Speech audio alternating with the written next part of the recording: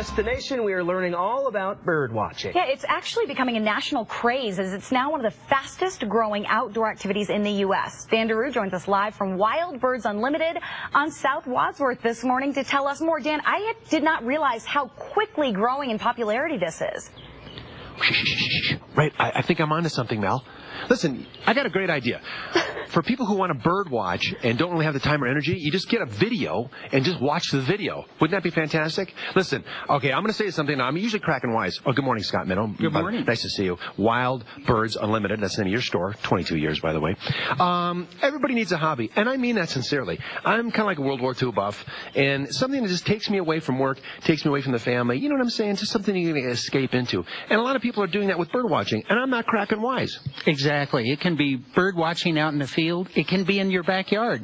Attract the birds to you and be able to watch them right in your backyard. Listen, how many species in Colorado? How many different birds? Now, Colorado is number 10 in the nation as far as states with the number of birds. 491 species of birds have been sighted in Colorado. How come it's just the blackbirds are in my backyard? You know, and sometimes I'll see like birds, like little tiny yellow ones or little tiny. It really is fascinating. I said, where'd that thing come from? I thought it like escaped from like a pet store or something, but they're probably indigenous to the state of Colorado.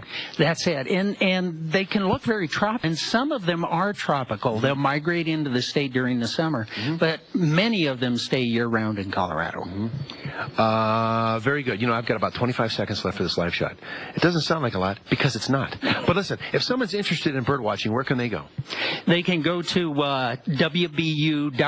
WBU? Yes, for Wild Birds Unlimited. Okay. People can find out where their nearest store is in Colorado and be able to get started watching and attracting birds to their backyard. And of course, we're going to toss it back, and the million-dollar question is, I don't mind bringing in the birds, but they leave such a mess. We've got that answered, right?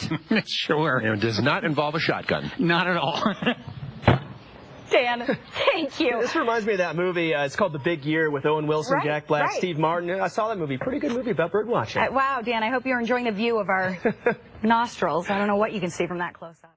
Daily destination. So today we are headed to Wild Birds Unlimited to learn all about bird watching. And this weekend you can help researchers track the health of the bird population here. Dan DeRue joining us live from Wild Birds Unlimited on South Wadsworth to tell us more about this. Hey, Dan. A word of caution, Mel and Nick, if you go bird watching, it's awesome, but when you do go bird watching, make sure you bring along a bird watching guidebook, because the last thing you want is a cop to stop you while you're in the neighborhood going, hey, look at that, I think I see something over there. Well, a little high and outside and a swing and a miss, the comedy baseball game. I think they just pretty much died back there. What was that? This is our scare spider. Yes, it is, Scott. And what it does is if you have woodpeckers pecking on your house trying to make a hole, It's not good. he'll drop down, scare them away. So there are some birds that are nuisance birds. You know, we don't call them nuisance birds. No. We try to change their behavior, though. Yes. So we can use this, or we could use a nesting box and accommodate them. Or we could haze them like the coyotes. Just leave us alone, woodpecker. Seriously.